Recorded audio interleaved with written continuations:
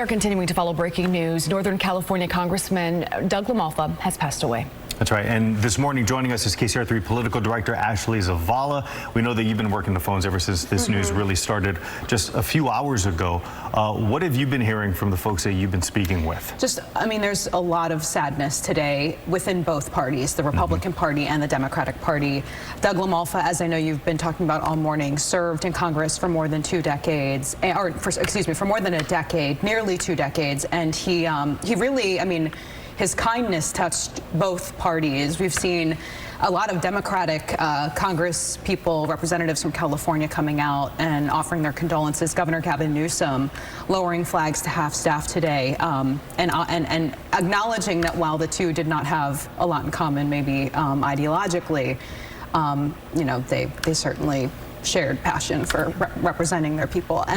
So, Congressman LaMalfa, as we reported really throughout the fall, he was the target of California's Proposition 50. His map was a Republican stronghold.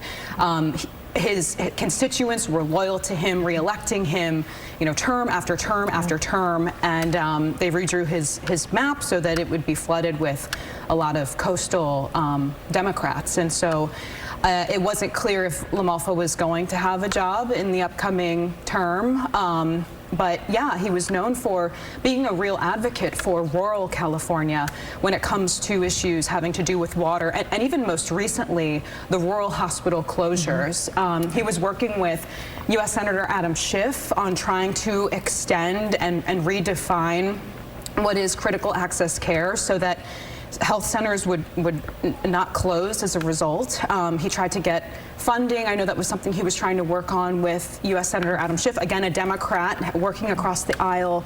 And so it was his kindness that I think what a lot of people are talking about this morning. Give a little more perspective on that too. You deal with a lot of lawmakers in your role, and you come across a lot of different people for a lot of different reasons. But talk about your experiences with him, because you mentioned that you interviewed him in August about Prop 50. I did. I interviewed him in August about Prop 50, but before that interview, we're in a time where it is difficult to be a journalist and a political one, and sometimes we are faced with people who think that we automatically have some sort of agenda or opinion. But LaMalfa actually began that interview first by thanking the work that we at KCRA and that I've done politically covering Sacramento.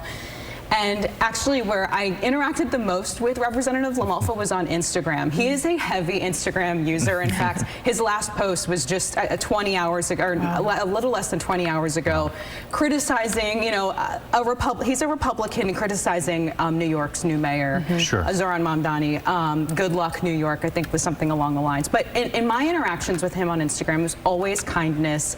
He knew that I was an Eagles fan, and when they lost to Dallas, he sent me like a little note of condolences back in September.